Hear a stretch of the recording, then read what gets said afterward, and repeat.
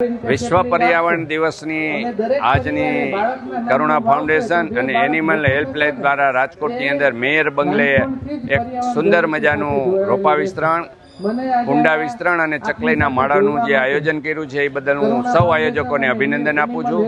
સાથે સાથે મોટી સંખ્યામાં રાજકોટની પર્યાવરણ પ્રેમી ઉપસ્થિત છે અને સૌ લોકો રોપા લઈ અને જઈ રહ્યા છે ત્યારે તેને પણ હું અભિનંદન આપું છું અને એક વિનંતી કરું છું કે આ જે રોપાનું આપણે લઈ અને એનું જતન કરીએ અને એનો ઉછેર કરીએ અને સાથે સાથે બીજા લોકોને પણ આપણે પ્રેરણા આપીએ કે વૃક્ષ વાવીએ, એનું જતન કરીએ. દેશના પ્રધાનમંત્રી શ્રી નરેન્દ્રભાઈ મોદીનું સ્વપ્ન છે કે આપણો દેશ પર્યાવરણ મુક્ત બને અને એક પેડ માં કે નામ પરનું અભિયાન છે એને પણ આપણે આગળ વધારીએ.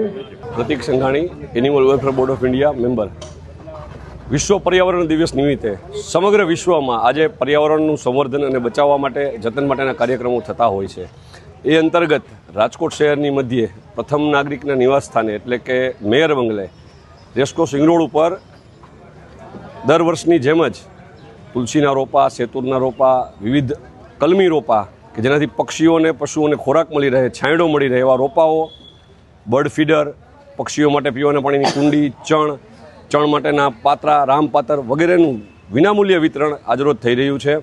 સ્વદેશી જાગરણ મંચ અને કરુણા ફાઉન્ડેશનના સંયુક્ત ઉપક્રમે આ આયોજન થયેલ છે અને ખાસ કરીને પેઢડિયા પરિવાર, રાજકોટના પૂર્વ મેયર અને સંઘના અગ્રણી વિનોદભાઈ પેઢડિયા અને નૈનાબેન પેઢડિયા, શ્રીમતી નૈનાબેન પેઢડિયાએ આ સમગ્ર આયોજન ખૂબ જ સુંદર રીતે કરેલ છે.